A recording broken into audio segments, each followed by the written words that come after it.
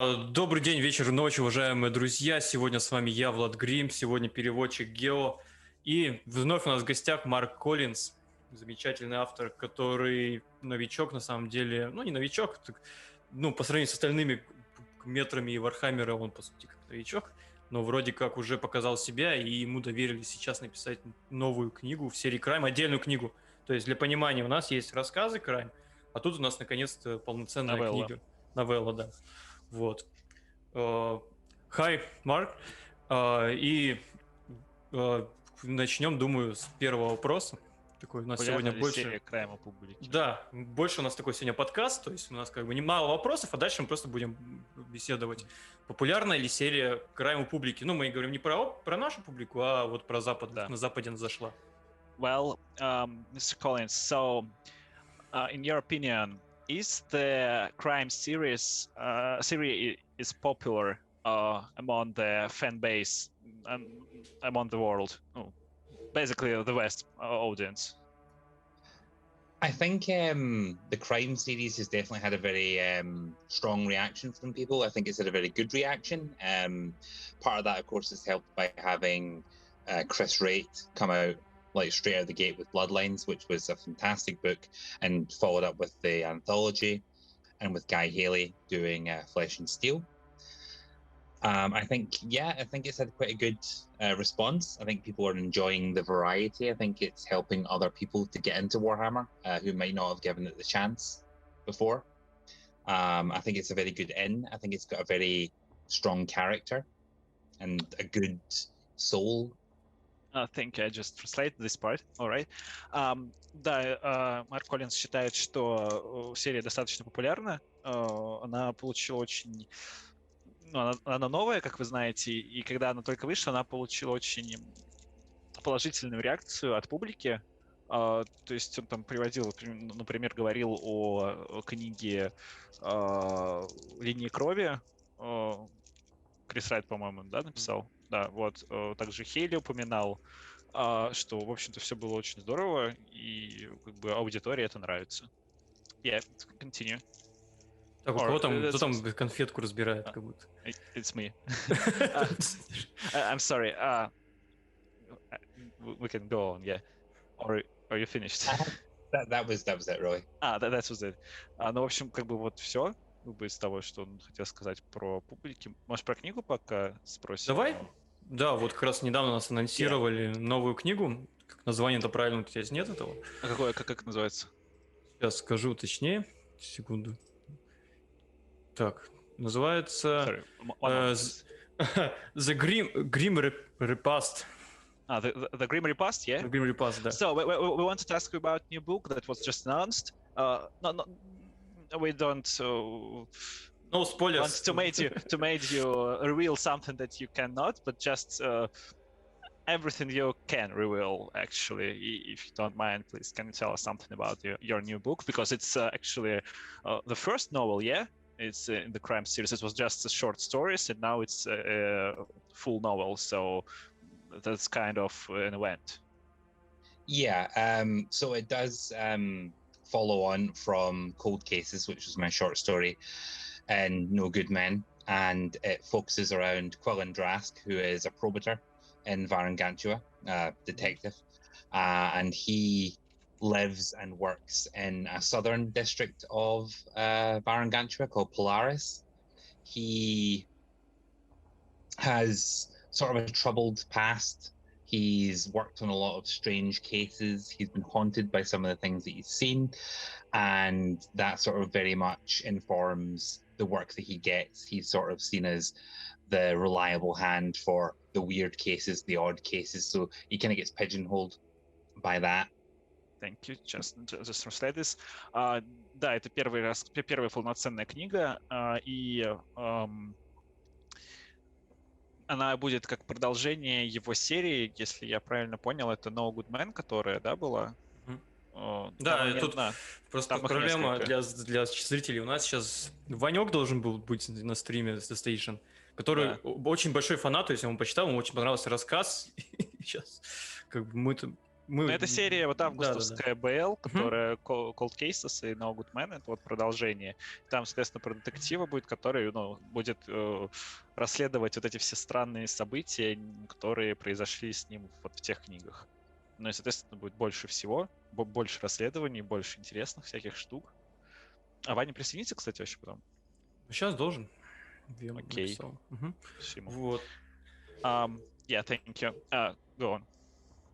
And in this case, he begins to investigate a murder that becomes a lot more than he expected it to, and sort of lures him into this very dark, very grisly conspiracy that stretches throughout the district.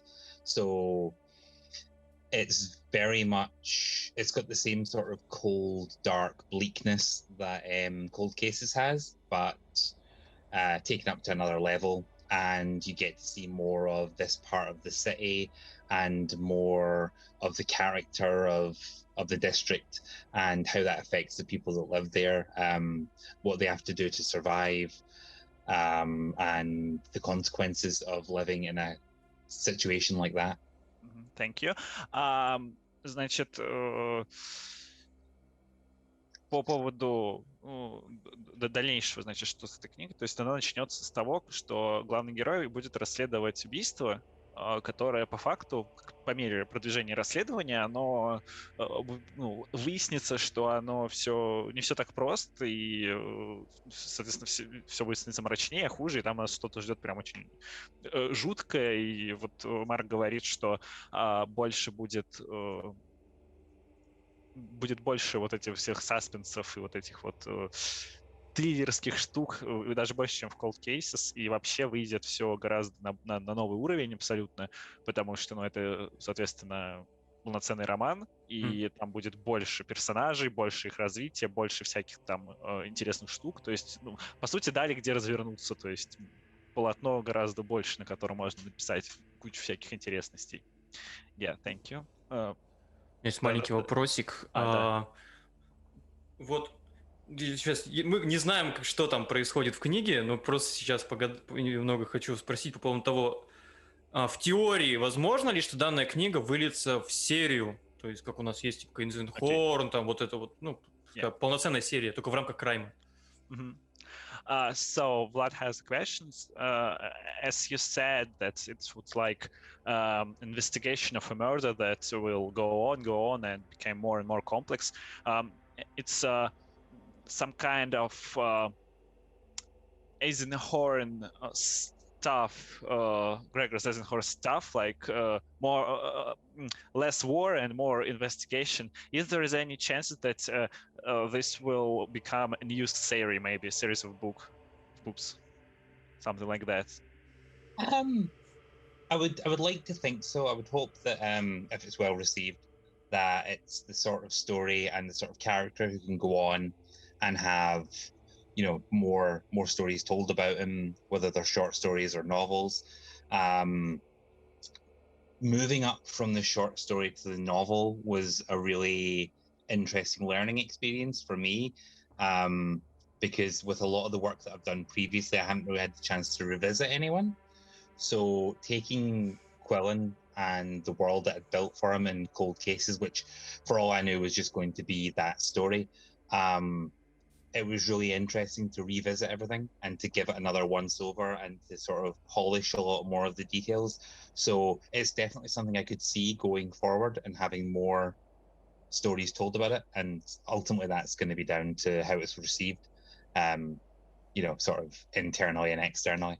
Yeah, because your stories, they had a great response from audience, and here many people want just to have a series of this that it became something more large.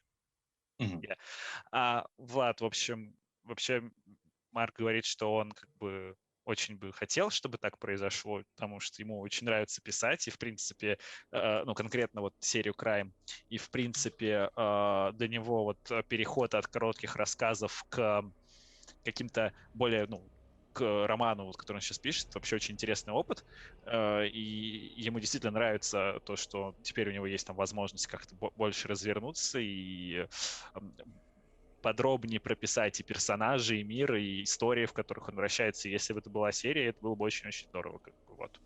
То есть тут только за. Но опять же, это, как и вспоминаю интервью с Торпом, это зависит от того, как оно все продастся. Если это продастся хорошо, на что мы надеемся, конечно, очень сильно. Видел, сколько сборников вышло, анонсировали? Да, Там да, 2 да, сборника сразу, значит, продается, да, судя по всему. да. Если выйдет все хорошо, то будет здорово. Было бы неплохо иметь там новую серию по типу Эйзенхорна, да, только с налетом Крайма, вот этого вот. Как арбитр. Как арбитр. Да. Так, что там дальше? Дальше у нас много ли Не, давай я еще кое-что спрошу. Давай. Так, секунду. Вот так тоже можно невзначай. Вы уже планируете именно специализироваться на серии Crime, или все же есть, будут сторонние романы, то есть новеллы, не рассказы, Хорошо. а в 40 уже, в большом именно самом. Yeah, so I'm sorry again for maybe a little bit difficult question. But do you have any plans not on just stick with crime series, but go to the another parts of Warhammer or maybe 40k or Horus Heresy if there will be an opportunity? I know that Horus Heresy is almost finished, but they also made spin-offs or something like that. Or maybe Age of Sigmar or something. I'm definitely interested in continuing to work in 40k. And I've been quite lucky in that I've had a lot of opportunities to write for 40k, and hopefully there'll be more of those going forward. And it would be an honor to write for the Heresy, because I mean that is literally the dream. It's the ultimate flagship series. It's the thing everyone kind of aspires towards. So actually it's true, yeah, that's among all of this between the authors of Black Library, the Horus Heresy is like just the top level to write for it. Yeah, absolutely. Or it's just your dream to write about 30k, and there is no such gradation between 30k and 40k. Just for us to understand. It's definitely it's definitely a dream of mine, because I'd been reading 40k for so long, and then when they started to do Horus Rising and everything like that, it was just there was another world. It completely blew you away with how familiar and yet different it was. And I think that seeing those big names, the sort of exactly in the codex before, you get to see them running around in the that's right. That's exactly my feelings, because I came to Warhammer when there was no Horus Heresy, and there was just codexes and some little bit stuff about what happened there. And my first book was Eisenstein, The Flight of Eisenstein, about Nathaniel Gara. And when I opened it, I was just a child. It was 14 years old or something like that. And when I read the line that the Primarch is here on the Endurance, it was just it was, I know what you're talking about. Just it's exactly my feelings. I think Flight of the Eisenstein is a great example, because it's got one of my favorite things that's been done in the whole of the Heresy, which is that by the end of the novel, all the little the sort of the potential fates of Garrow from the old Index Astartes article have played out, but just for other people. One of them's off fighting the virus, one of them becomes the Lord of the Flies, one of them's gonna keep fighting on, and Garrow embodies that. And it's just like James Swallow took all those little tidbits and he made them all real, he made them all work. And I think that that's the ultimate goal with the Heresy novels, is to sort of take the handful of paragraphs from a codex and make it real and make it feel as though it's the history that hasn't been written yet. Yeah, thank you very much. I'll just say this part, huge one. В общем, да, Марк говорит, что он бы с удовольствием писал для 40к, То есть, для вот, если ему предложат писать ересь, типа, он будет вообще на седьмом небе от счастья, что прям мечта. Ну, как бы это Ну, мечта, ересь заканчивается уже. Слушай, они ее в боквиллы могут клепать дофига, и мы будем у нас только рады, истории согласись. персонажей остались еще, да. Да, согласись. Того же Феруса бы ты бы хотел, например, чтобы его раскрыли какие-нибудь ранние компании. Я уверен, ты бы купил эту книгу, и не только ты. Вот, и как бы вот это прям мечта, типа, это, во-первых, во-вторых, это показатель, то есть если автора зовут писать ересь, как бы, то это прям, вот, значит, что ты вообще молодец.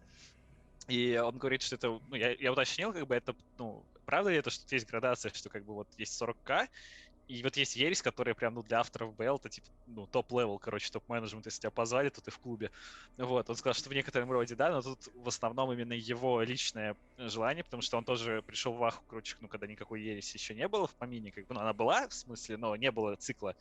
И для него читать вот эти вот моменты, когда там тоже, ну, когда ты получаешь книгу, там, открываешь «Возвышение Хоруса», представь, вот первый раз, то есть первые людей, которые вот только-только вот она вышла, и вот они первый раз открыли книжку, и там читать все эти референсы, типа, эти юстеринские терминаторы идут по полю боя, облаченные в черные доспехи, как будто другой черный легион. Какому-то другому черному легиону, типа, ну это кайф просто.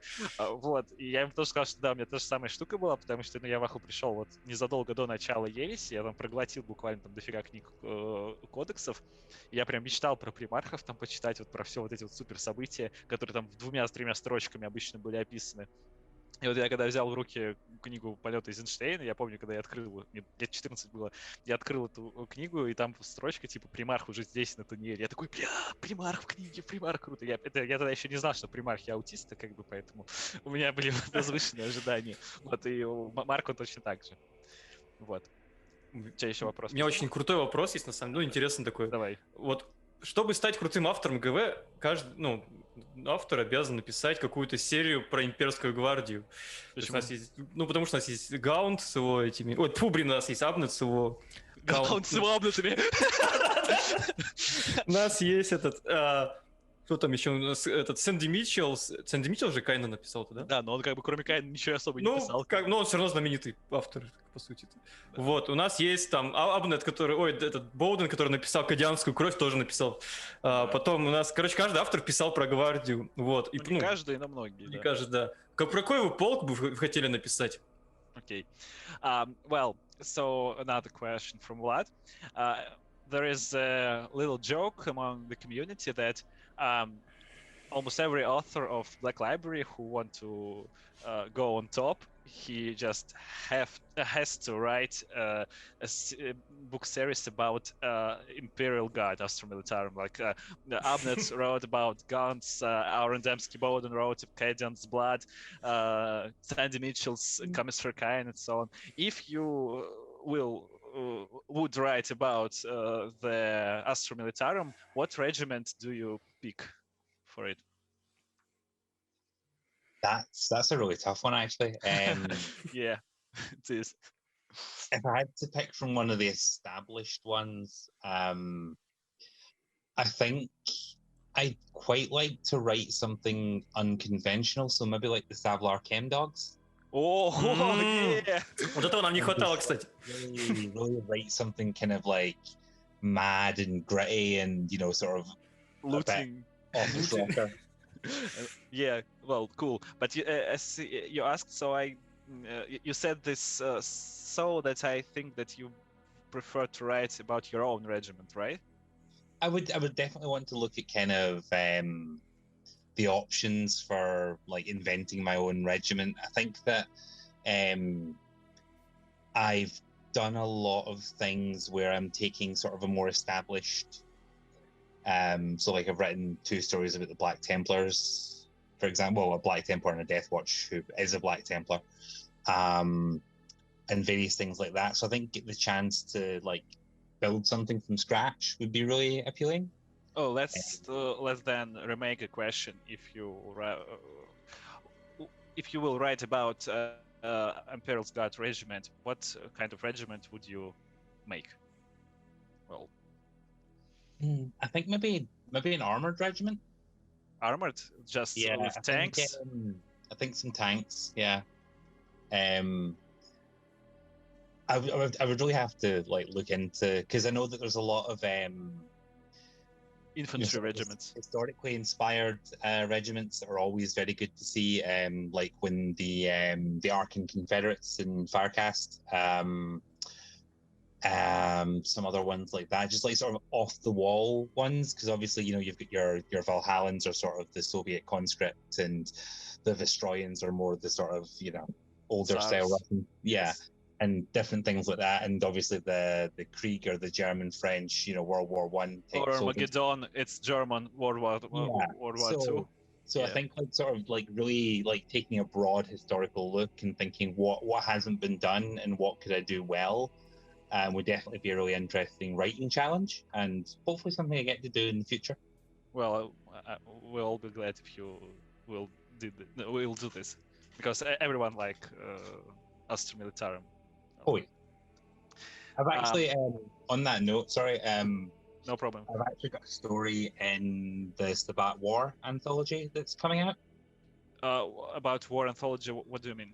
The Stabat War. The Stabat, yeah. I've got a story in there. And you wrote it? Yes. Yeah, cool. Он написал историю про Сабат. Его будет история. Антология, это которая новая, да? Да, антология по мирам Сабат. Офигеть. Thank you, I just translated this.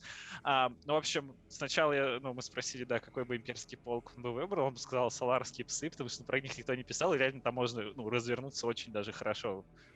Я думаю, если нас кто-то смотрит сейчас с подписчиков Warptrade, они сейчас просто там взвыли от счастья, потому что там на Warptrade очень любят саларских химапсов.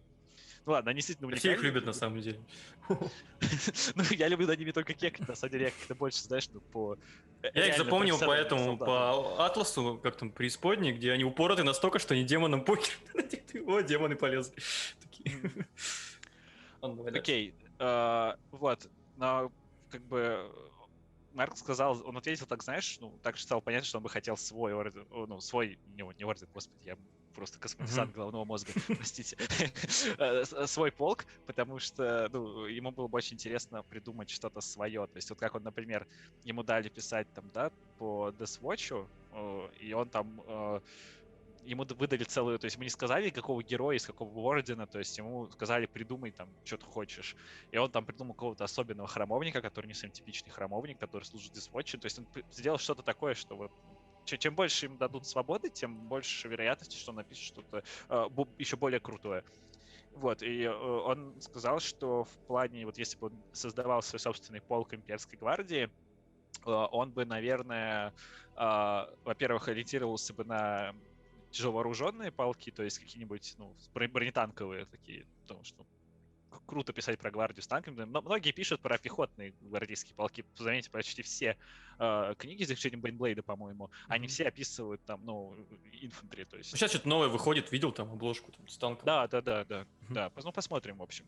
На данный момент, по крайней мере, так. Вот. И еще он бы очень хотел именно основать свой полк на концепте исторического реального какого-то подразделения или бы какой-то эпохи. То есть приводил в пример, что вот всем заходят там вальхальцы, потому что они там похожи на советских солдат, там, или царские тивостроянцы, криговцы, Первая мировая, там, Армагеддон, это Вторая мировая, немцы. То есть вот такие вот вещи. Ему хотел там прошерстить историю и чего-то посмотреть. Да, как я сказал, он в «Мирах Сабат» уже тоже написал там часть, вот по антологии, которая сейчас выходит, по КВН кампании по «Мирам Сабат», он там как раз прописал какую-то кампанию. Так что, будет интересно, будем смотреть. Я, кстати, сейчас тоже спрошу. Ну, это успех, если тебе доверяют писать в антологию Денабната, как бы, по Сабату. Да, как бы это уже, типа... Это уровень, да. Это очень Абната, поэтому, как бы, да, это уже показатель. Это не мое. Абнат голым, короче.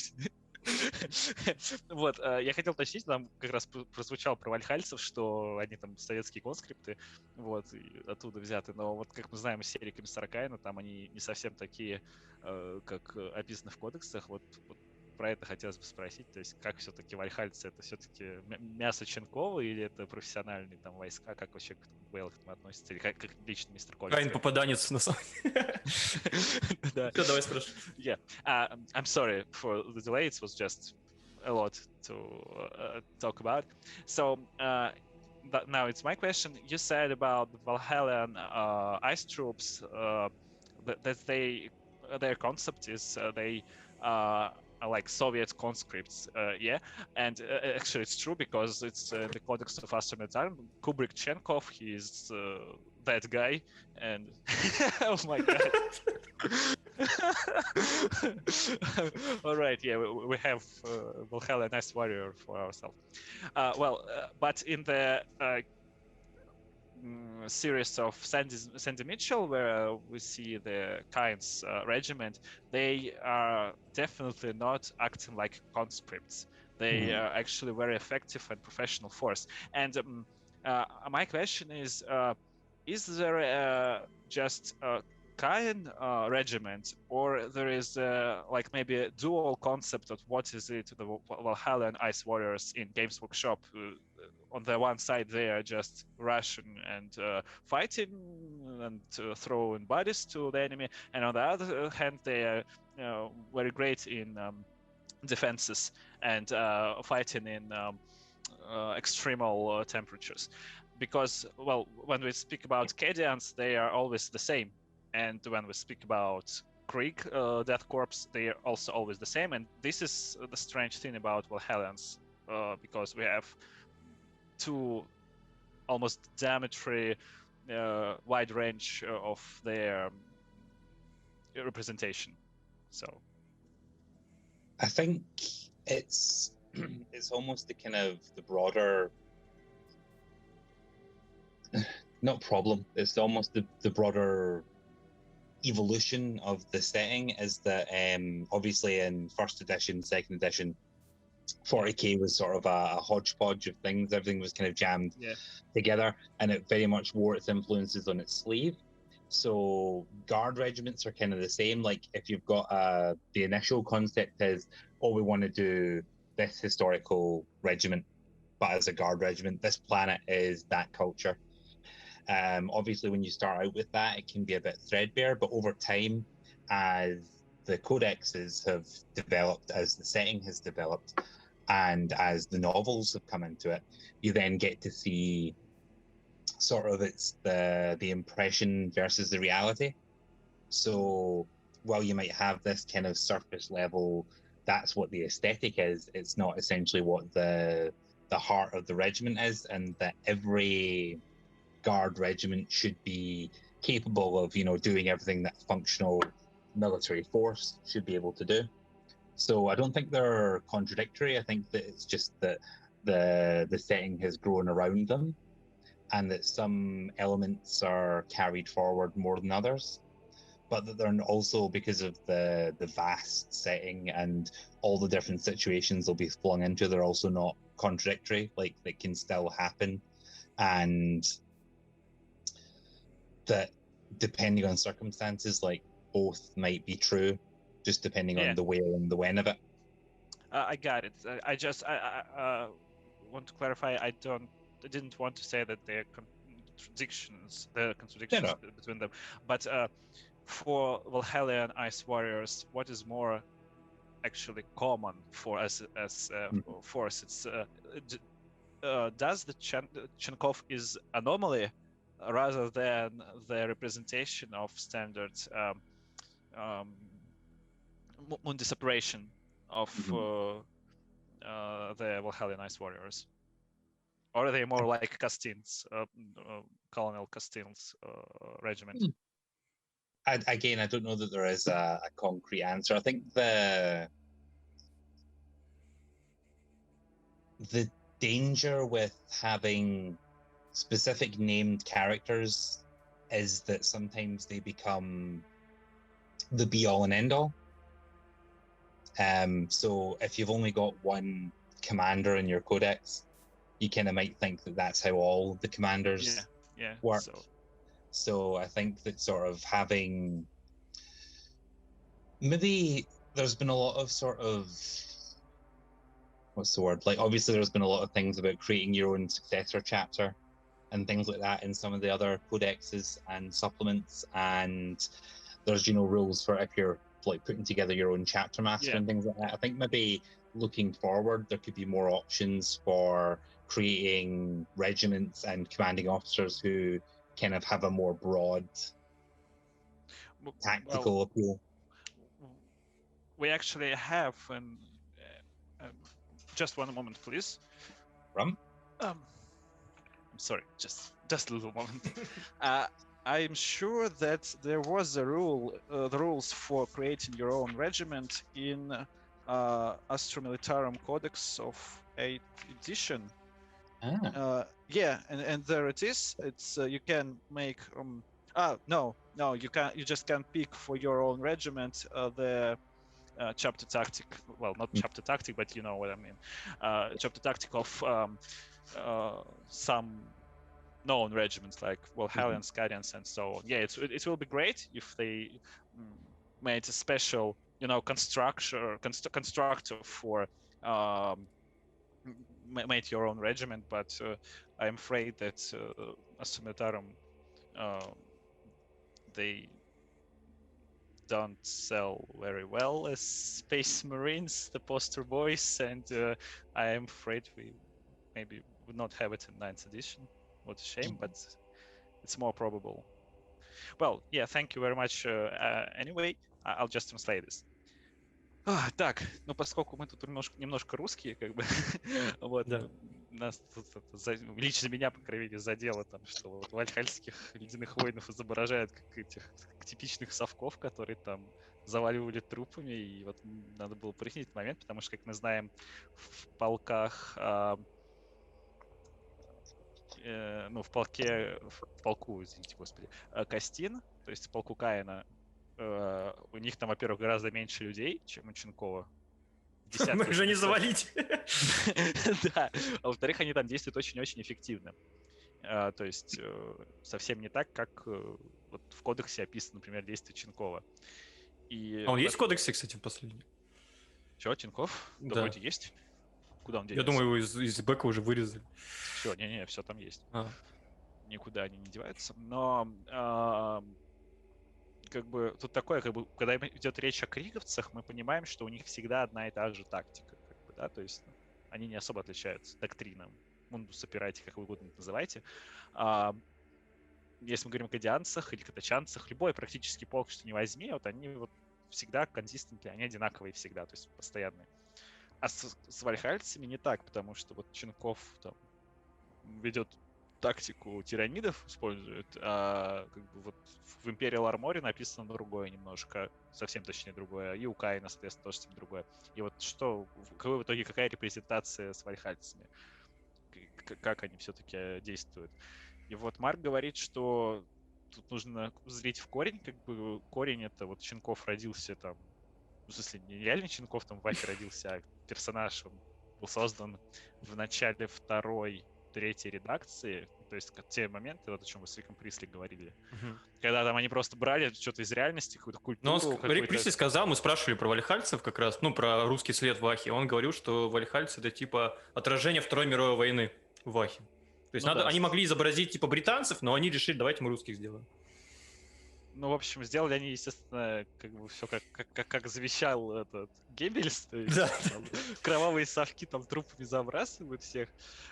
Вот, но как бы, да, они брали туда клюку всякую, и из этого клепали, а потом Ваха разрослась, увеличилась, придумывались, описывались, и вот не нужно цепляться там, вот если там проблемы именных персонажей именно, они там прошли долгий путь, и их просто, из традиции как бы не хочется уже менять, потому что давно было. Не нужно вот смотреть там того же Ченкова, как, например, отражение вальхальской тактики и то, как они действуют на поле боя. То есть Ченков это просто такой вот пример, что вот такой вот конченый. Как бы. Разные командиры есть. Да, командиры разные есть. Просто, как правило, все придерживаются определенного шаблона, и поэтому как бы, они, в общем-то, если взять одну книжку про кадианцев и другую книжку про кадианцев, она будет примерно похожа, потому что у них там... не книжку про кадианцев, а, в принципе, опоминание любого кадианского полка там, да, то есть они дисциплинированные, они там профессиональные. Кадачанцы будут под джунглям бегать. Да, не обязательно будут бегать по джунглям, не по горам, типа катачанцы, у них свои фишки, да, вот с вальхальцами совсем так, но, в общем, Ченков все-таки не отображает то. Это просто вот такой вот, причем полк 100 тысяч солдат, это прям вообще ужас, то есть это когда давно было. На такой планете, где как бы численность-то небольшая. Как бы. Да, нет, как бы численность у них нормальная, у них же там улей, по сути, подземные, то есть у них там, кстати, кроме как заниматься секосом... Там водоросли выращивают. Ну да, то есть они же рады только свалить оттуда, как бы, понимаешь? То есть там в гвардии это вообще самый топ.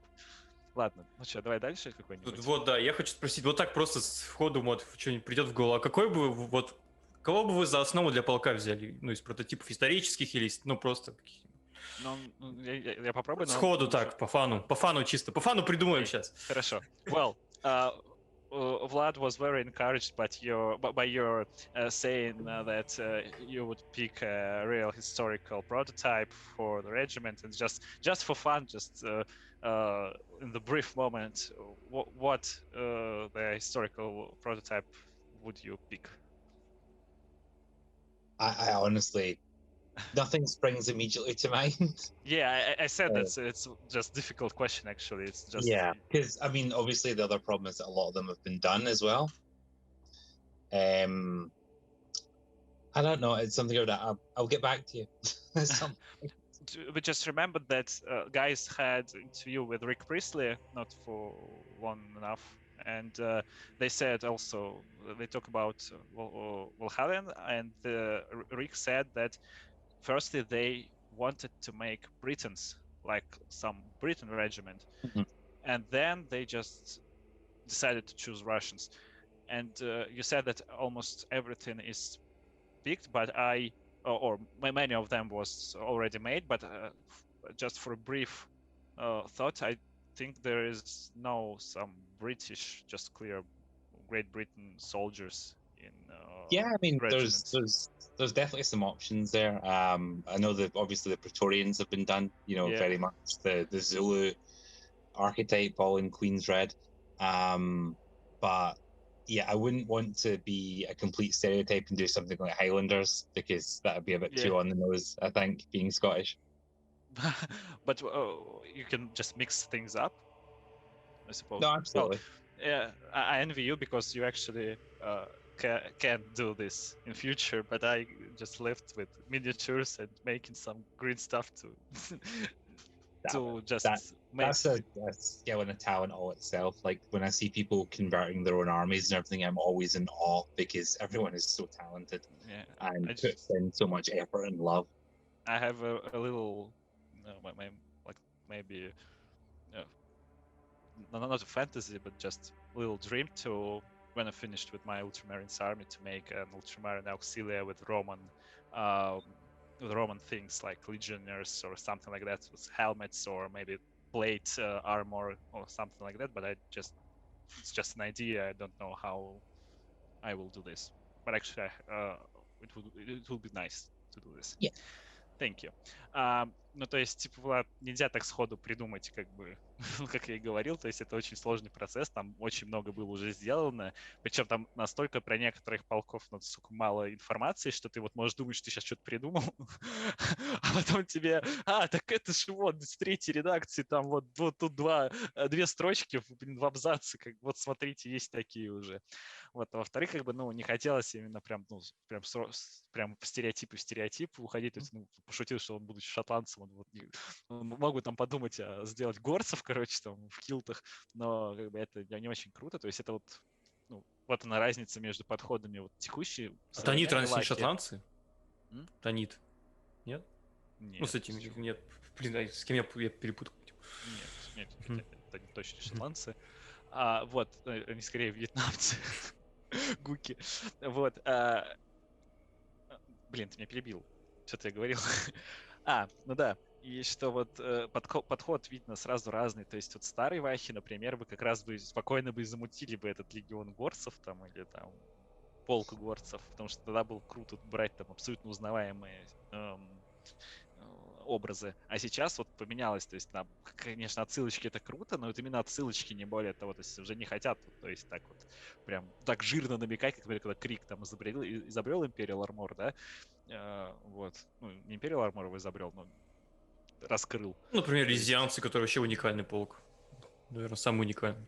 Все умоляю, это любая десантура, спецназ как бы. Нет, именно в плане миниатюр, в плане вида, дизайн даже у них такой выбивается. Погоди, криговцы, харакотские ястребы, они все уникальны, тут все дело, как бы, понимаешь, это дело не в уникальности, а в том, что вот не хотят именно брать почти фуловый концепт, то есть как это было в Fantasy Battles, или это как было в старой Вахе, то есть в ФБ там взяли, вот сделаем расу ящеров, нафигачим от ацтекской эстетики, вот прям вот не скрываясь. Сделаем высших эльфов, да сдерем их с Толкиена, с «Властелин колец». Точно так же, как вот, блин, круто сделать там советский зергараж, да, будут вам чинков. Вот. А сейчас так же не делают, и поэтому вот твой вопрос, на него сложно ответить, как бы Марк не знает, что бы он выбрал. Я сейчас Марк, ну, на самом деле Марк, как и я, большой фанат Фихерварии, и у Фихерварии показал абсолютно уникальный полк. Это полк береговой обороны, или как это назвать? Короче, полк, специализирующийся на войне на морских мирах. Да, это, кстати, И на Шибаева прибрежных. сейчас вечно. Да, и этого вообще практически, ну, причем у них там какие-то из зэков, то ли, набирают религиозных зэков там. Ну, с красной зоны, очевидно, как бы у нас там. И второй полк у него это вообще было конфедераты, короче. У него свои мехи были у них такие интересные. Так в чем вопрос-то? Не, ну просто скажи ему, вот такое наше обсуждение. Типа. Yeah. So in our talk about regiments, Vlad remembered that he and you are fans of Fehérváry, right? Oh yeah. And he made two very interesting regiments. One of them was like coastal police or something like that from I don't know. They specialized on sea and ocean battles, yeah. And this moment is also not very enlightened in Warhammer because we almost have no ideas about how the warfare looks like on coasts or the water spaces. And also he remembered the one regiment that was like Confederates of USA when they war for independence with their own mechs, yeah? Да, там мехи были. With their own accents and stuff, so... И еще у него был свой полк, который специализируется только на абордаже космическом. Yeah, and regiment that just did boarding actions. I haven't read it. Yeah. Shame, but I haven't. So it's just his words. So and he said that he definitely sure that when you wrote about your own will write about your own regiment, it will be fun to read. Oh, thank you. Yeah, Peter Fehérváry knows how to write Guard, and he knows how to write very interesting Guard. The Arkan Confederates could just have been, almost cookie cutter, Civil War Confederates, but they've got this character. They've got these big kind of almost steampunk mecha things for like a little elite of their forces, and then you've got the Exordio Void Breachers who just kind of come in and out of stories, and again like this idea of a regiment like just dedicated to boarding actions. Harking back to the old Solar Auxilia, it's he knows how to build a really compelling Guard regiment, and I think that would be the blueprint for if I ever got to build my own. It would be, can it stand? So you recommend to read about his books about regiments of Imperial Guard here, right? Oh yeah. Because he always, Sorry. No, he always just brings such like character and soul to them. There's another really compelling one whose name escapes me, unfortunately, in the Genestealer Cults novel. They've got a really kind of morbid character, and yeah, he's fantastic. And just there was a problem. I started to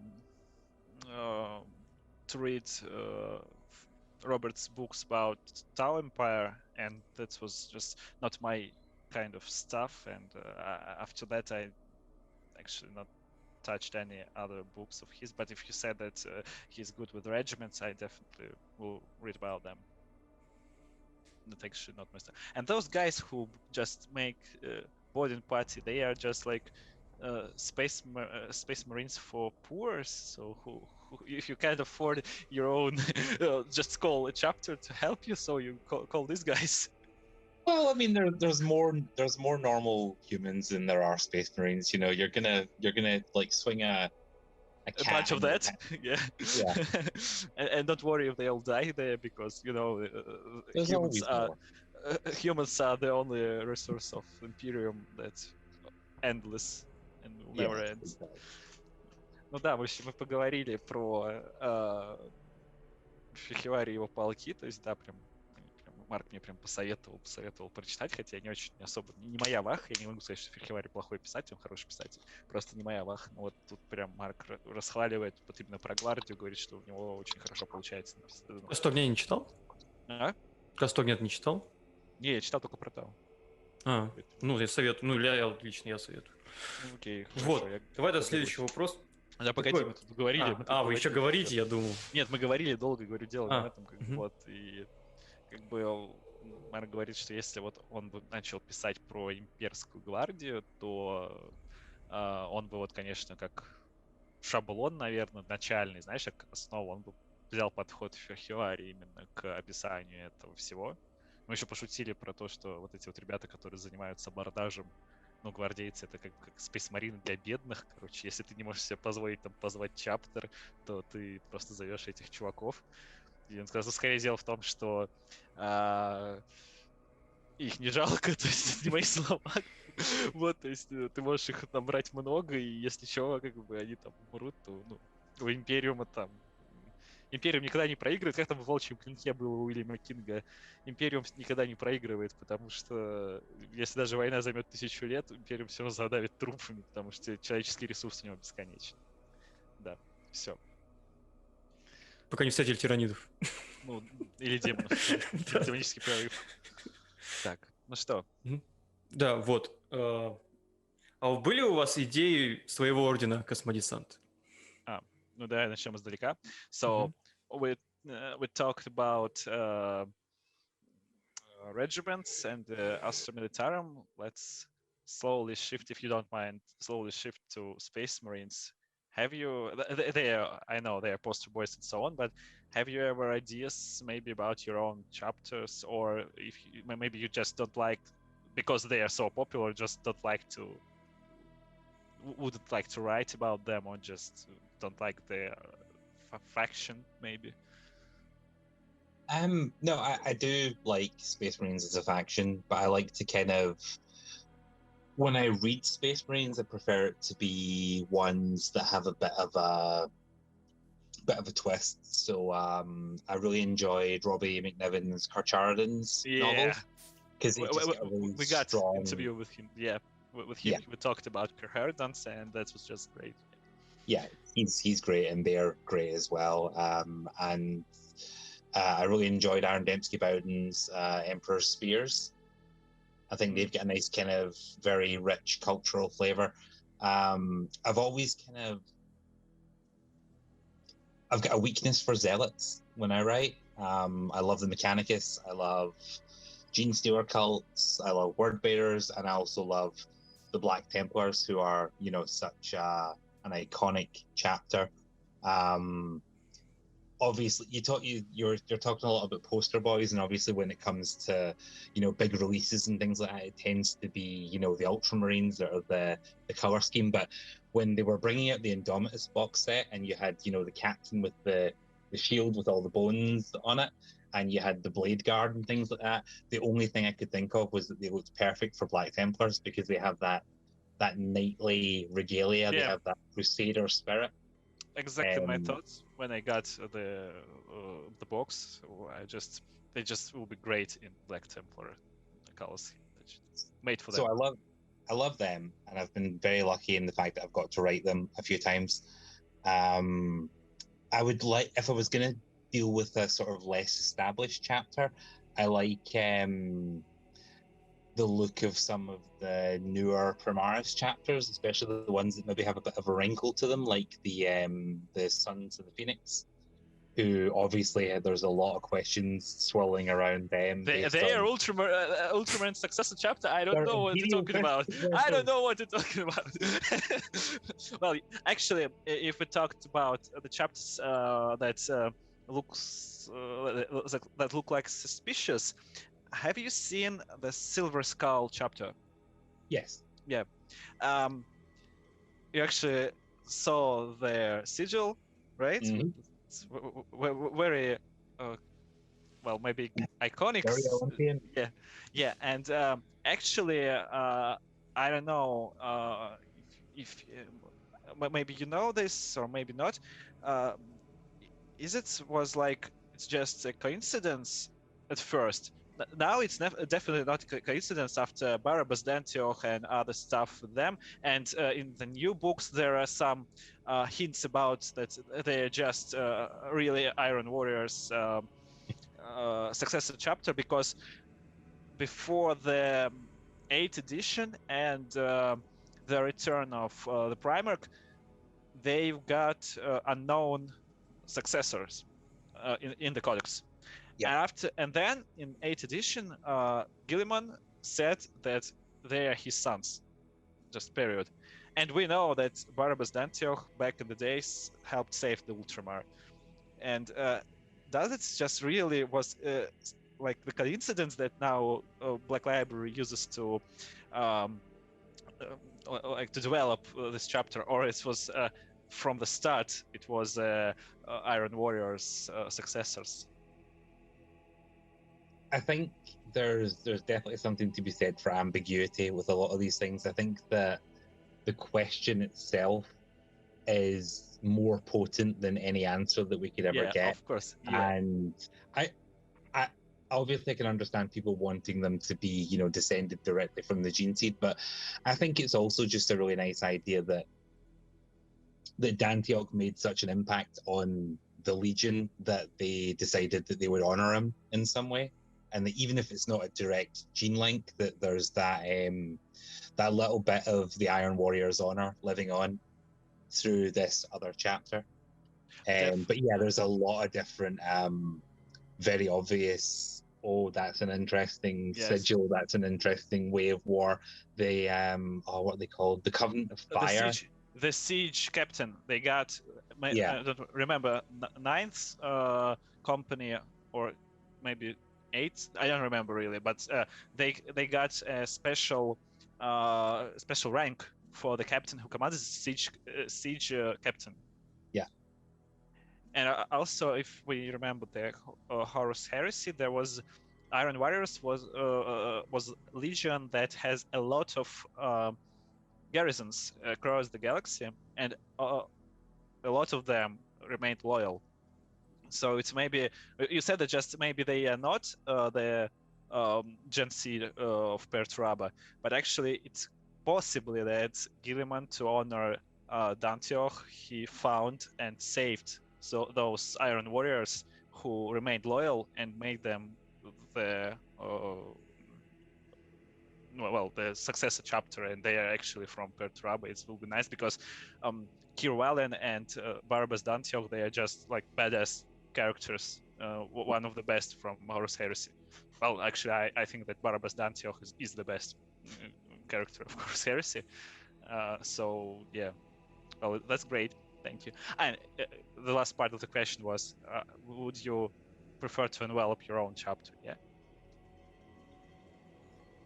No, to write about your own chapter, like with the regiment, or just took something. I think I would definitely want to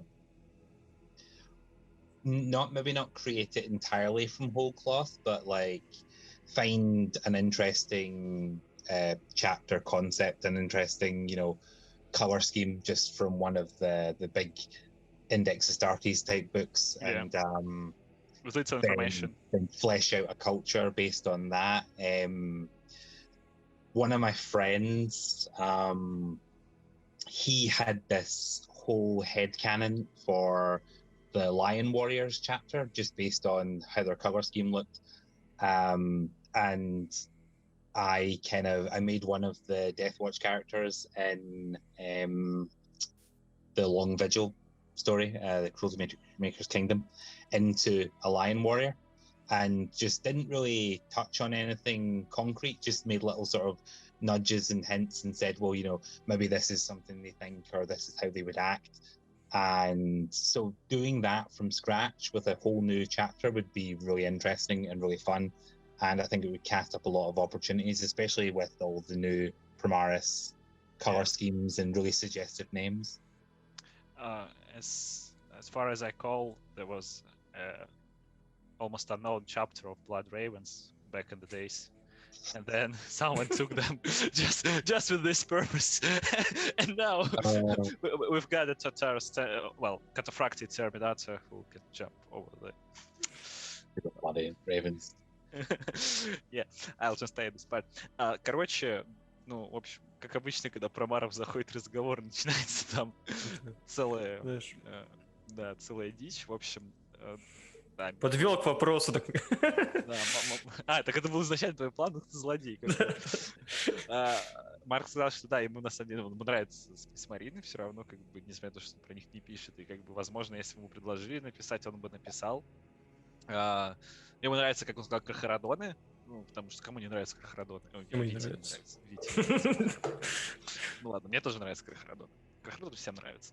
Нет, смотри, Армил изобразил меня этим богомолом, теперь я не люблю крохородонов. Он видел миниатюрку, короче, у него был этот примарис Бадан, короче, из ордена богомолов, короче. Не, ну слушай, как бы тут все честно, ничего личного, понимаешь? Ну, да, как бы, просто работа. Бизнес просто. Да. Нет, я про крохородонов и богомолов, как бы, ну, одни с Гуроном, вторые пришли наказывать. Не, я пошутил, я шучу, ладно, дальше. Ну да, вот, ну, им также Марку нравятся всякие там зилоты, то есть, ну, какие-то фанатики, то есть несущие слово, черные храмовники, он с ними разговаривает. Сыны Феникса. Да, сыны Феникса, и тут мы, конечно, начали кекать над этим всем делом, потому что, как бы, я такой ничего не знаю, они наследники Желимана, такой, да, наследники Желимана, вот.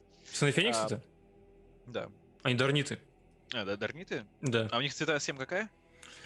Белая такая, с фиолетовым наплечником. Все, я немножко другими ребят. Но все равно у них схема-то все равно, типа, блин, подозрительная, да, ну окей, я их перепутал с другими. Ладно, там завет огня есть, у которого вообще там не палится просто. Да. Вот.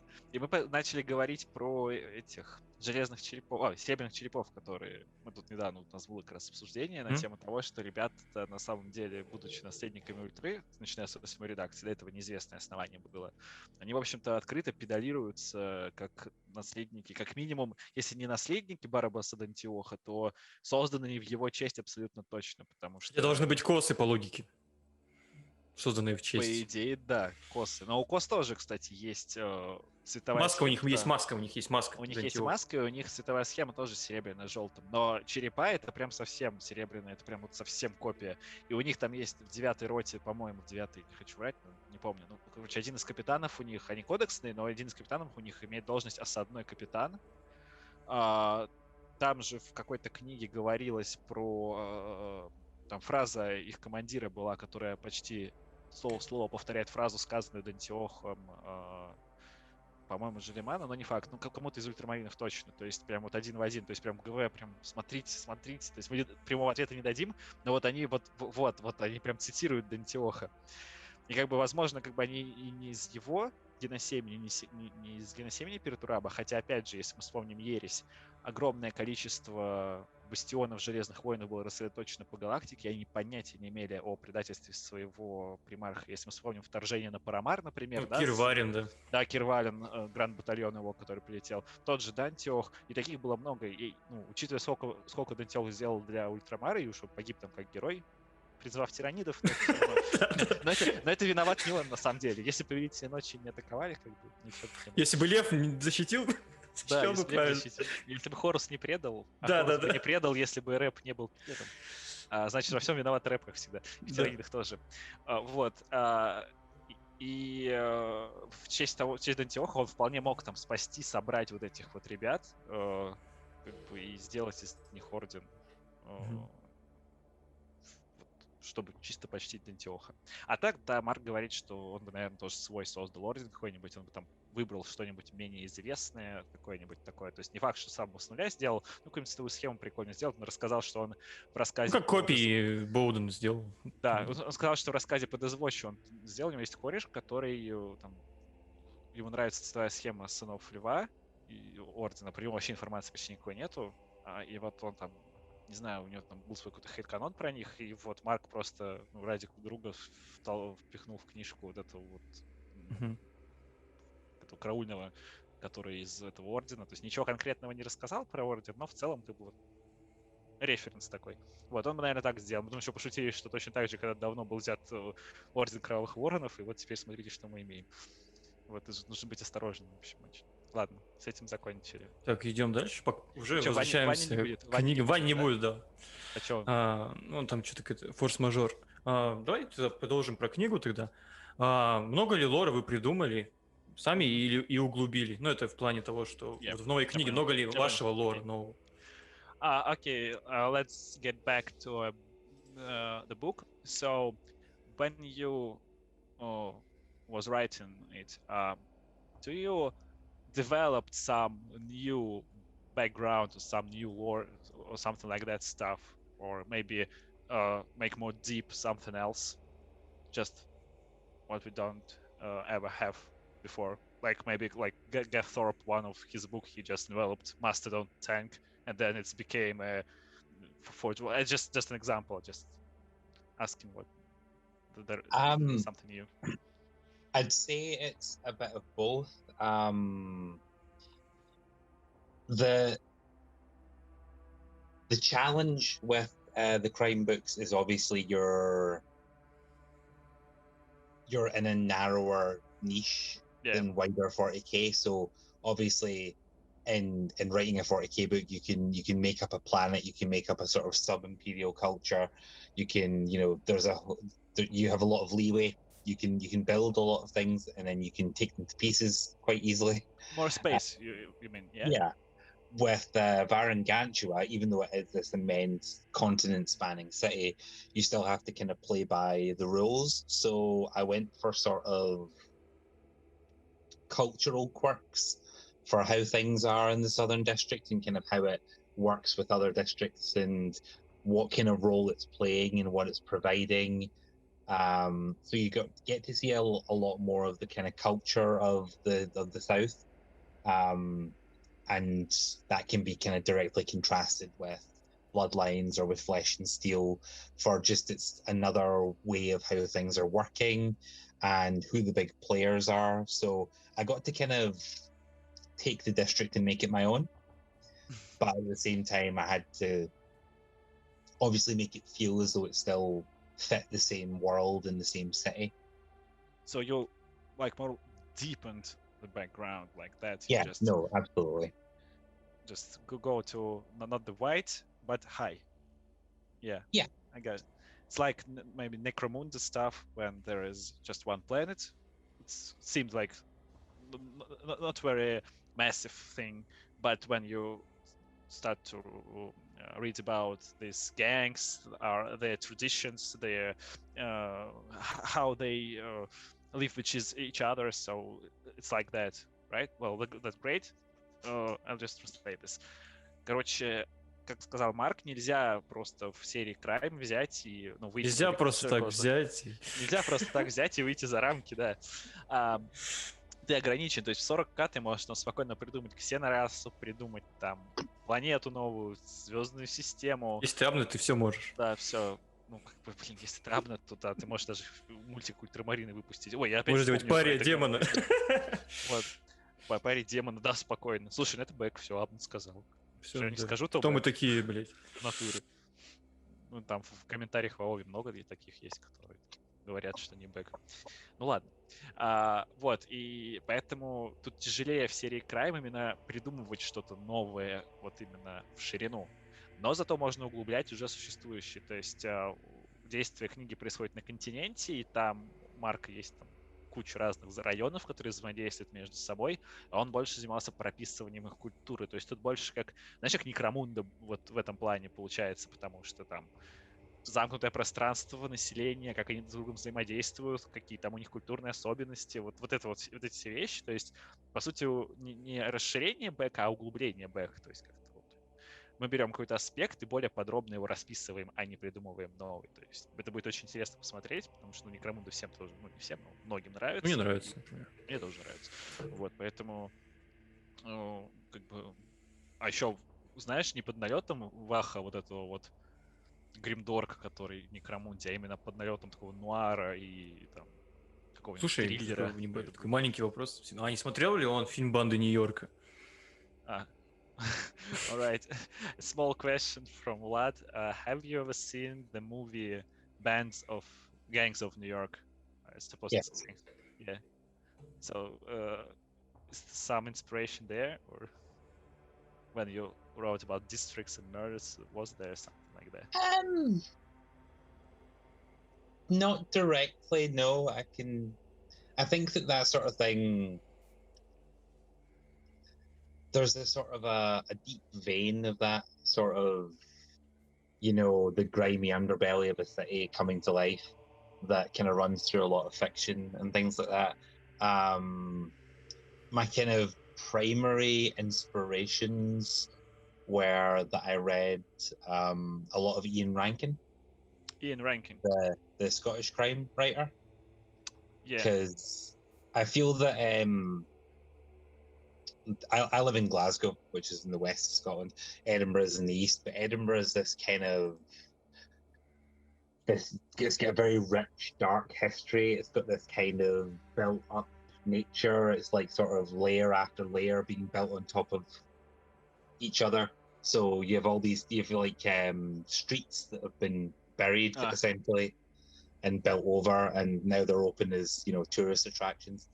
And I sort of went for that kind of feel with the part of Varangantua that I was writing about. Lots of sort of built up, kind of the rich have their sort of high spires and their big estates, and everyone else is kind of like scrambling over each other in this like anthill. Either living in these kind of these like built up areas of poverty and these like deep pits of mining and all that sort of thing. And just that there was all these layers of the city and of the past that you kind of have to dig into. So I went for that sort of feel for it, I think. Yeah. But no, I mean, Gangs of New York I've seen, and it's a wonderful kind of like almost literal slice of life. It's like, this is how things are here. This is, no matter how true it is, this is kind of the peak aesthetic essentially of this period in this place. The bad part of our life, but real. It's just, you should go underneath to see it. Thank you. I'll translate this. В общем, да, смотрел, но вдохновлялся он скорее... То есть этим фильмом он не вдохновлялся. Мотивы оттуда в любом случае будут идти, потому что схожие декорации. Но на самом деле именно вопрос, чем вдохновлялся, когда книгу писал, это было, во-первых, как же его, Иэн Рэнкин. Это автор, шотландский, кстати, естественно, шотландский писатель, автор романов и рассказов, который специализировался и специализируется на детективном жанре. То есть я не читал, но я полагаю, что если кто-то читал, то будет знать, что ожидать. Понятно, как бы детектив, он и есть детектив, просто в декорациях плохи.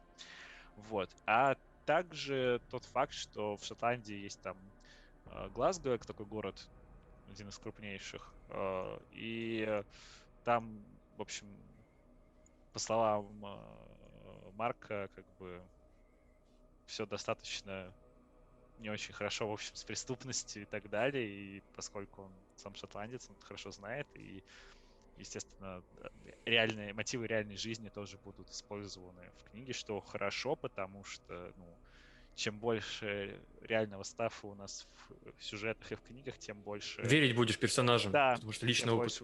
Блин, почему, когда ты говоришь, у меня включается подсветка на камере? Я не понимаю. Я сижу в своей уютной темноте. Как император. Свет. Нет, я сижу в своей уютной темноте, и тут ты такой, бам. Я не знаю, почему она реагирует на тебя, а не реагирует на меня. Ну ладно. В общем, вот. Как-то так.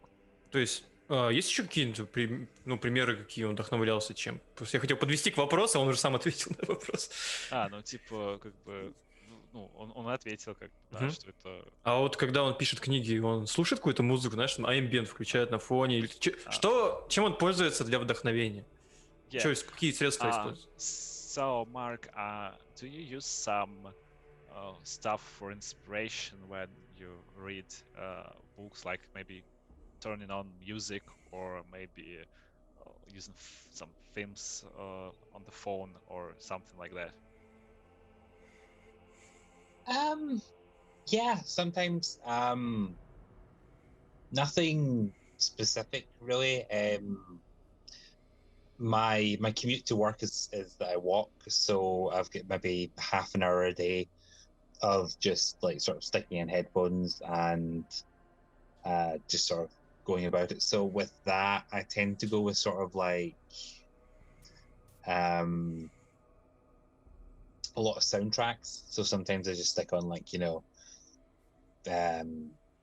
sort of your Hans Zimmers or your things like that. Yeah, very and inspiring sometimes, music. like, yeah, and Two Steps from Hell, I'm a big fan of them. Yeah.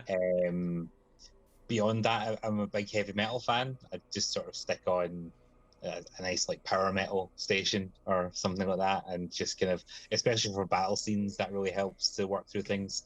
The Doom Eternal, the Doom Eternal Right. soundtrack, that was really good. Yeah, things like that. A lot of podcasts as well.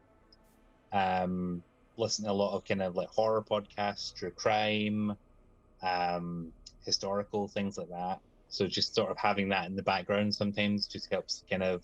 This really helps for... Yeah. Well, yeah, thank you.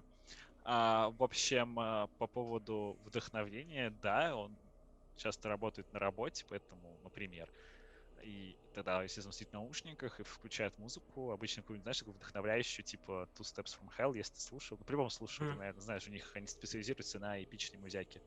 Она в Mass Effect была, она в разных фэнтези. Что? Нет, я почему сказал, включает музыку, я ожидал шутку в стиле 28 ударов ножом. Почему нет? Нет. Ну, кстати, про это чуть дальше. Вот. Также Ханса Циммера ставят, это понятно. Ну да. Ханса Циммера грех не поставить.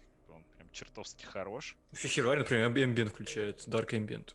Вот, про Ambient. Да, он ставит всякие эмбиенты себе.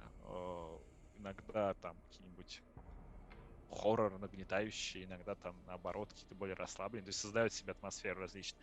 Также на подкасты ставят периодически какие-нибудь, которые слушают, то есть тоже про всякое исторические иногда, например, то есть это ему реально сильно помогает создавать какую-то атмосферу, что ли, для себя, то есть прям да, работает. Вот. А как? Играют ли в настольные игры, кстати? Кстати, да. Well, we exactly forgot one of the main questions. Do you have played or play in tabletop Warhammer? Or do you have some miniatures or something like that? No.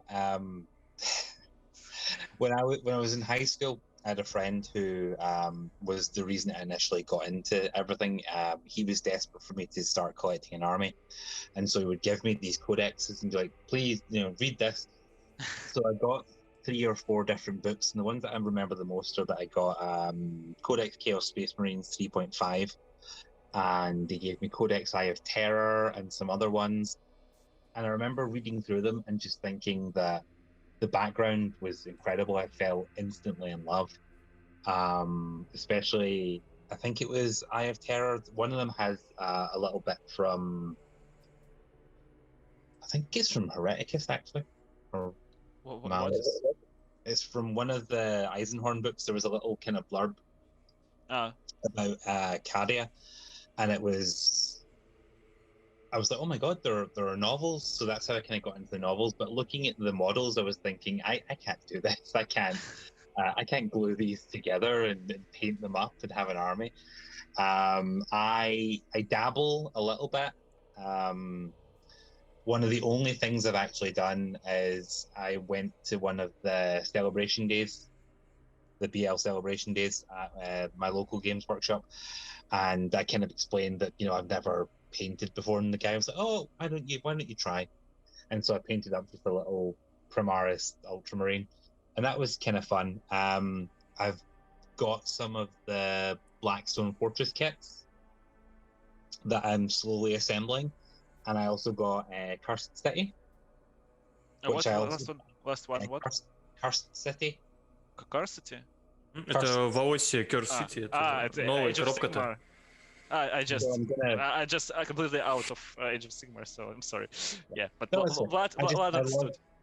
I love the whole just Warhammer Quest, the idea of this self-contained board game that kind of summarizes, a lot of the things that are going on. So I'm gonna assemble those and hopefully play them with some friends. I'm still debating whether or not I'll get them painted or not, but it's been fun so far. I've sort of dabbled a lot more in the tabletop role playing side of things. I've had quite a few. I've got a sort of fairly active online group, and we've done like Warhammer Fantasy role play. Whoa, that's cool. We did Death Watch. We did Rogue Trader. Really good game of Dark Heresy, and a really Black good Crusade. ongoing Tried Black Crusade as well. Yeah, my Black Crusade was probably my favorite because had this like really grotesquely Nurgle aligned heretic called Hieronymus Grohl, who's just one of my favorite characters ever because he was just like wonderfully mad and insanely religious, and he worshipped like a kind of a living computer virus he'd built called the Digipestilence. And like one of my other friends, he was like a Tzeentchian sorcerer, and we hated each other, and we ended up having a mini religious war where like about a third of the ship's crew got flushed at the airlock. So yeah, that was great fun. I've really enjoyed those, but just like all the different ways you can kind of dig into the setting, I always love to see. I played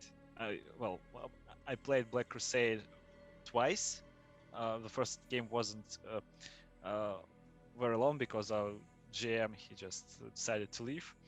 The second was good, but actually the most exciting for me was that I am the loyalist in my head. So, and that's why it was so fun to try to play Black Crusade role-play game, because it's cool to just try and a role of someone you usually despise. And actually I ended up with Night Lords because they are not chaos. They're not like chaos warriors. They just renegades. Well, some of them, of course. Some of them, of course, chaos. I don't know how to say it in English. Like how to say that they belongs to chaos. Yeah, chaos aligned. Yeah. Well, actually, I was. I was unmarked. Unmarked Space Marine, and I ended up like Zosa Hal from old novel or something like that. So I can't completely overcome my loyalism of my brain. So it was just some sense, but that was cool. Yeah, I actually very liked the in Dark Heresy and Black Crusade, and we've got just the translations of Death Watch rulebook. So I was before the interview with you, I just was reading new stuff just a little bit, so just looking forward to continue then after. So it's good you tried this. You tried Death Watch. Yeah, that was actually, we ran that first and I GM'd, and no, we made a pretty good go of it. We ended up in this situation where the squad had killed a Dark Apostle, and they'd taken the Book of Lorgar from his corpse, and the sort of the librarian decides that they're going to do an auto seance on the book. And I'm like, okay, right, fine. Do you want to make any ritual preparations? And so they have this book surrounded by 13 circles of sanctified silver and all that sort of thing. And they're going to auto seance the Book of Lorgar. And they found out what they wanted to find out.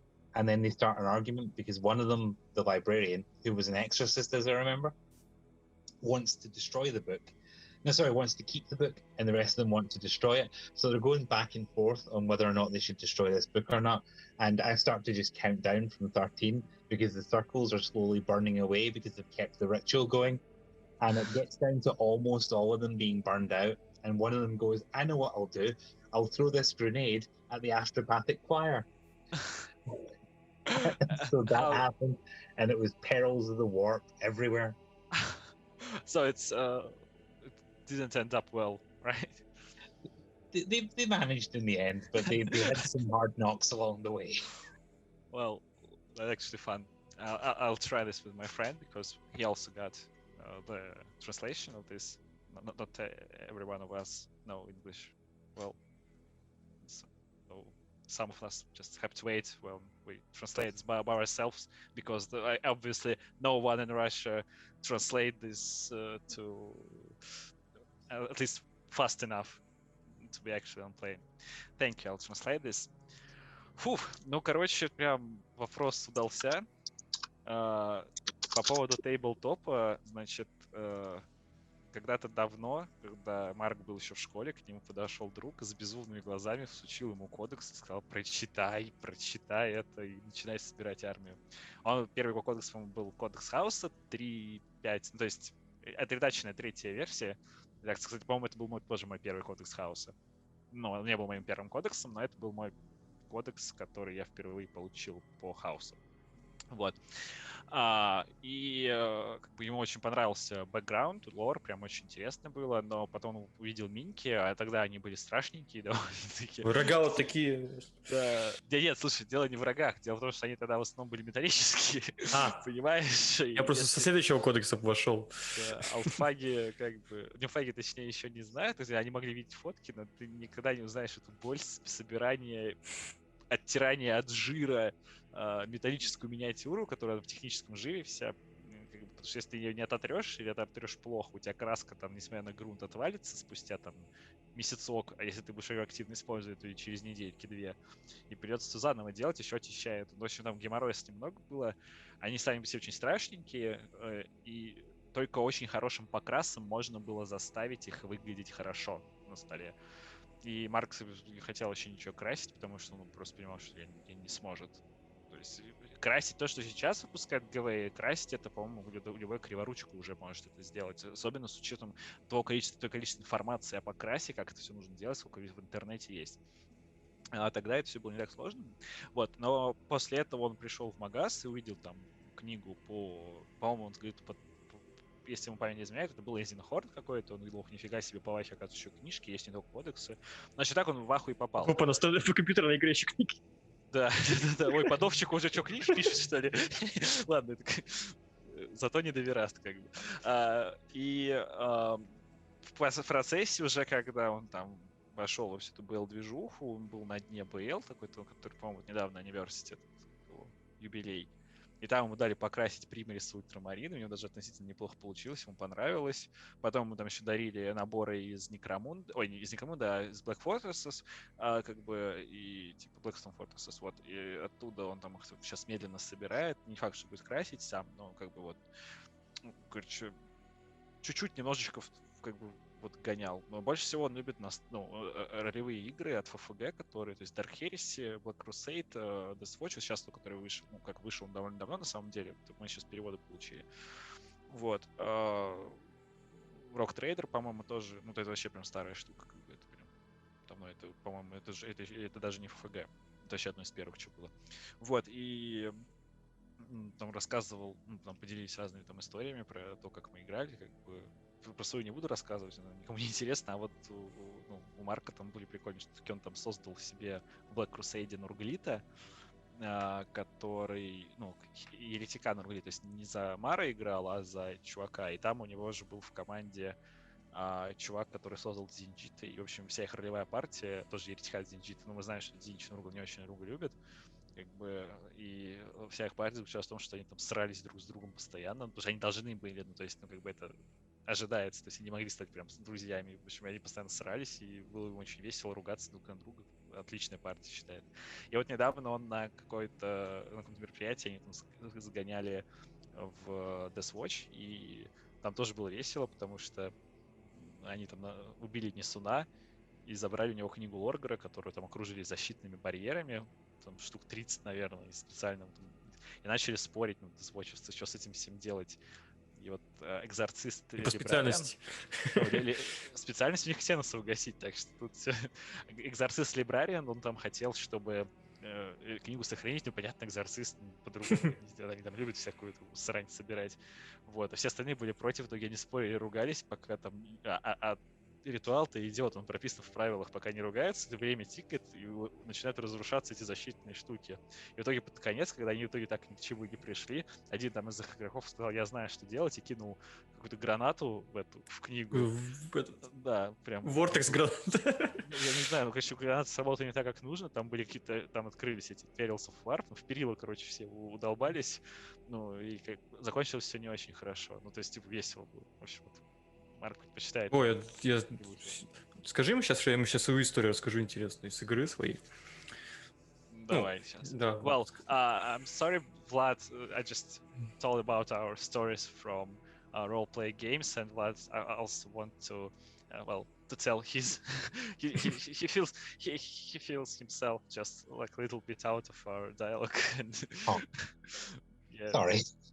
No, that's all right. Давай, Владос. Вот, короче, собрались мы как-то народом играть, такую усложненную версию вот этой всей системы, то есть мы объединили все системы, то есть у нас была такая продвинутая для высокоуровневых игроков, вот, там можно было комбинировать, то есть я взял себе из рок-трейда, да, там чувак мог брать везде, а там везде это прописано. Там, да, везде, вот, я взял себе Гуевеса, ведь наемники, люди, которые утаивают Гуевеса. Ага, все ясно, вот. Играл кастратом, да, мы поняли. Да. Короче, взял себе Гуевеса, который раньше был, жил на имперской планете, потом пришли Тау захватили. Он вступил в гвардию, в их армию, ему все понравилось, он решил, А потом опять пришли имперцы, разбомбили, и он решил, быть наемником. То есть он, по правилам, у меня был пилот из рок-трейдера, но я его закачал как снайпера, то есть у него была гаусс-винтовка, броня скаутская, самая пока легкая, и снайперка гаусс. Вот. И у нас была команда хаоситов, еще. Там был какой-то Дарк Мех, у которого один мозг остался просто. Остальное все это щупальцы, как у Октавиуса. У него там 2 ласки, спаренные, там все, он там 500 силовых щитов. Вот. Там был у нас колдун, женщина, псайкер, который вообще горящий демон. Колдунесса, то есть она до того нахватала бунов хаоса, что это просто был горящий, летающий просто демон, по сути, которая просто их могла убить в одиночку. Вот. И там еще пара человек, там таких послабее, И у меня был единственное, у кого был корабль. Как пилот изначально, мне транспортное средство давали. И они такие, что-то скучно, и давайте. И они, вселили демона Нургла в мой корабль. И я лечу. У меня, языки начали везде говно течь, все гно. Я такой, спасибо, вы сделали... То есть я играл пилотом, а теперь у меня демон управляет кораблем. Зачем я брал пилота? Well, there was a play when they just mix up. There is rules for mixing up Dark Heresy, Black Crusade, and Rock Trader. If I remember, there is such supplement, so you can. It's in the rule book, the core book of these systems that you can mix it up. And so they played mixed up role play, and Vlad was for. He just wanted to play a good guy, and he played for Imperial, whose planet was captured by Tau, and he became Guevesa. So he joined Tau's army. And then Imperium returns, destroyed the world, and he was lost, and he became just a merc, not to serve nor Imperium nor something else. And there was another guy in his party who played in the Chaos team. So there was such because the system was mixed up, they were very high leveled in terms of other guys, so they can do a lot of cheesy stuff. And when they got conflict, they just get bored. They just get bored, and they decided to put a demon of Nurgle to Vlad's ship. Vlad as a mercenary. He played with another guys, some guys as a pilot of a ship, and another party that's just like the parallel story. they just, we're bored. What do we do? What do we do? Oh yeah, let's just put a random demon of Nargol in his ship. And let's just, I played a good guy. I just want to be a pilot. Why there is always a shit and like tentacles and other stuff on my ship? Why do you do this? Why do you do this? Why are you griefing me? And so he just remembered this was one of the best, actually the best experience in role-play gaming. Oh, love it. But it was bad. It was bad. No, well, just morally bad. Влад, включи мне свет, опять у меня погас свет. Вот, короче. Да, вот, смотри, видишь? Вот, все дальше-то было интересно. У нас была стычка в коридоре с бандой берсеркеров, пожирателей миров, короче. И чемпион выходит и говорит, так, типа, давайте челлендж кину, короче, Даркмеху нашему. Даркмех, для понимания, он размером с дредноут. Да. Он такой, да, челлендж кидаем. Короче, давай до первой крови, короче. Он такой, да, подходит, короче. Берсерк как Хорн дерется до первой крови. Ну не до первой, там какой-то, короче, ну какой-то, типа он что-то там по какой-то традиции, там до третьей или до какой-то крови. Ну, короче, не до смерти. Экстремист, блин, какая традиция. Вот, ну типа там нанять они нас хотели, типа, ну докажи, что не слабак, типа. Ну типа тут не то, что мы там врагами были, просто, типа, нанять хотели. Вот, типа, начал бьется, он, короче, бьется, не может силовой щит пробить, вообще урона не хватает. Этот Даркмех берет его, короче, поднимает, берет клешню, опускает на голову и сдавливает, и голова взрывается, короче. Коронация такие, ну мы же, типа, договорились не до убийства. А давайте их отпиздим, и давай на нас нападают просто. А мех, типа, сам? Он выкинул это? Он кинул крит, короче. Well. И просто убил его, так голову. So there is a continuity of the story. After the Vlad's ship turned into the pile of shit, those guys from Chaos team, they just take the board and made him to deliver them somewhere. And they delivered that to Khorne Berserkers, which Chaos guys tried to hire them for just to reinforce their troops. And the Skull Lord of Berserkers demand a battle duel with the major player, the captain of Chaos team, to prove he's worth his services. And the dark mech starts to duel. It was not for killing. He shouldn't kill, just to prove that those Khorne Berserkers can serve them. And also this dark mech was like Dreadnought. And then when they fight, he didn't want this, but he had crit on dice and accidentally killed the Berserker of Khorne because it was crit actually, the highest number. And they ended up fighting each other, so well, fun. All right. Actually, I also want to play role-play game. I played in years. I didn't play in years. All right. Что дальше? Давай последнюю историю, короче. Вот. Нет, Владос, слушай, Владос, давай уже к вопросу. Давай, сейчас последний вопрос расскажу, и последний вопрос как раз будет. Да. Вот, как-то мы засели в церкви императора, нас там инквизиция зажала, команда инквизиции нас поймала, короче. И мы тут вспомнили, что у нас есть демоническое судно же, Нургла. Ну, короче, песик, короче, иди сюда. И там, короче, просто сцена, вломаются врата, и там этот был то ли Вархок, то ли, ну, короче, типа маровский, короче, судно такое. Да. И у него, короче, руки, 4 ноги, и он вместо того, чтобы летать, он ползет, короче, и стреляет из всех орудий просто. Что за чушь? У него пасть, короче, спереди еще была. Почему? Ну, одержимый демонический этот звездолет. У него ноги выросли и пасть. Так ты же сказал, что у тебя Нургл, типа, это твой? Мой звездолет. Его оставили, был... типа, там, иди там фигней страдай, короче. И позвали его на помощь, у него там эти ноги, короче, и пасть. Все охренели, инквизиция просто такая, просто. And actually, the end of the story, after all of this, they ended up in Emperor's Church, and they were surrounded by Inquisition forces, and they have to retreat. So they actually called the pile of shit that his ship became, and they just called, come here and help us, please. And the game master decided to troll them, and actually this ship never can fly again. It's because it grew legs and a huge mouth in the front, and he just crawled to them to save them. And Inquisitors was like, oh, for fuck's sake, no. And they just lived, and so they saved on crawling ship with legs. Actually, it was the end of the party, and one of the best game Vlad ever experienced. That's incredible. That's why we love role-play game in Warhammer. Oh yeah, some crazy stuff can happen. Well, so actually we've got one last question. Vlad, well, come on. Такой расслабляющий последний вопрос. Нор — это состояние души или лишь обертка? Блин, я даже не знаю, как это правильно на английском сказать.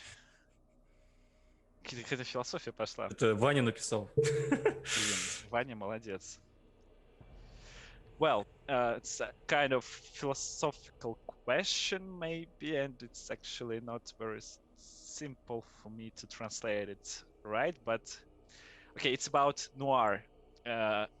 Is that the state of a soul, or maybe it's just like a mood, a covering for some period of time, in your opinion?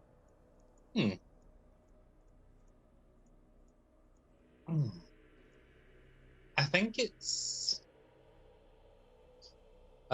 almost an interplay of the two. I think that kind of good noir is at the same time it's how the environment affects the character of the characters, like how the mood affects their personalities, but also retroactively people raised in that environment kind of become accustomed to it. You know, you're sort of you grow up in the dark and you become accustomed to it, and you kind of put more of that out into the world. So I think that it's that almost like snake eating its own tail. You know, the environment is shaping you to continue the environment. And I think a lot of the time the really compelling narratives are the ones where the characters at least attempt to like dig their way out. Like they kind of realize that this is an unsustainable cycle and we can't keep going on like this. And even if they fail, they're still going to try and change the world. I think that with a lot of your sort of darker, your grimdark narratives and that sort of thing, especially with 40k, whether it's, you know, ground level crime or it's, you know, galaxy spanning wars. It's already grimdark enough. So yeah, but it's more, if you don't have people who are trying to do better, even in their own way, even with their own skewed morality, then it's just going to be, you know, shit forever. Essentially, you've got to rage against the dying of the light. You've got to try, even if you're going to fail. And I think that watching an entire species, from the lowest gutter runner to the highest lord of Terra, trying to defy fate, trying to break the cycle, trying to make their mark on the universe, I think that's what really makes it compelling. And I think that the noir angle allows people to have that more in their face. It's a much more kind of visceral interpretation of it, because in so many of these stories, it's, you know, these demigod level beings who are sometimes literally wrestling with metaphysics. Yeah. But down on the ground, there's a lot of things in Varangantua that you see that you can relate to. A lot of the stuff in Bloodlines, like, you know, the put upon detective gets up in the morning and he puts his protein his carb bars into the heater, and he turns on the TV, and he's like, "Oh, production's up," but they always say that. And then later on, when it's the mother and the father worrying about their daughter who wants to go off to war, it's like, I think the real triumph of these stories is that they make it more relatable in a lot of ways, and it grounds the narrative in very human concerns. So you believe in them, so just you can associate and see Yeah. parallels with the real I think world. it's a sort of a shade that colors everything that it touches. It sort of gets into everything and self-perpetuates. Yeah, thank you. I will translate this. Ну, в общем, вопрос, да, что такое нуар, состояние души, или это просто обертка, ну, или какое-то, знаешь, такое временное состояние, которое человек себе хочет найти. Это на самом деле, по мнению Марка, это что-то и то, и другое вместе. То есть это когда человеку, нравится... Фантик выкини. Ладно, сори. Когда человеку нравится именно вот эта вот атмосфера, знаешь, мрачности, он в ней, допустим, вырос, и он при этом создает ее специально, потому что, что, как бы сам знаешь, в реальном мире обычно, вот такая наигранная нуарная мрачность, она, как правило, нереалистична, потому что такого почти нету. И то есть только человек, который вот как-то вырос на этом, книжки прочитал, или, может, атмосфера проникся, он как-то сам потом ее создает, потому что в реальном мире там как бы ее нету. Если у тебя все плохо, это не нуарная мрачность, это другим словом называется как бы по жизни. Вот. А вот именно вот такая, знаешь, напусканная, такая немножко готичная штука, вот это как бы это и состояние души, и то, что ты сам пытаешься на себя напялить, при этом развивая дальше. Это что касается реальной жизни. А вот касаемо подхода к книгам, там есть вот этот вот нуарный уголок, то есть когда ты пишешь, когда автор пишет для таких вот людей произведение, вот это как часть их способа поддержать вокруг себя. Они читают, чтобы поддержать эту вот нуарную вот свою темную атмосферу, потому что Ваха вообще для этого идеально подходит, потому что она там гримдоркова сверх меры. И, кстати, вот тут, кстати, тяжесть написания по крайму, потому что у тебя и так все жутко, как бы там в кодексах написано, миллиарды гибнут там каждый день, каждый час гибнут миллиарды, все плохо, технологий нет, надежды нет, там сейчас Желиман вернулся, как бы, типа, вот вроде как бы надежда, а вроде вот вам Магнус, вот вам эти, как Все только на другой стороне не живете. Да, Гвардия смерти, и все, это прощайте, блин, вот. И вот в рамках этого написать хороший такой, знаешь, мрачный детектив — это своего рода искусство. И поэтому Марку нравится писать именно вот, знаешь, про людей, которые постоянно видят вот всю эту жесть вокруг себя, и они хотят вырваться, и даже если у них не получается, часто у них не получается, своими попытки как-то изменить мир к лучшему, исходя из этого, вот это, короче, ему очень нравится и очень круто. То есть он приводил примеры детектива, там, который в Bloodline был, не который вампир Маскарад Bloodline, а книжка Bloodlines.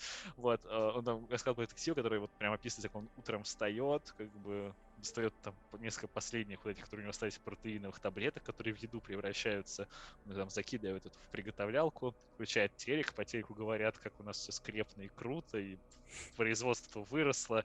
И он такой, типа, блин, вы говорите это каждый день, а люди гибнут. Как шутки про ГВ, знаешь, которые эти плакаты-то эти. Чё? Плакаты-то ГВ, которые юморные.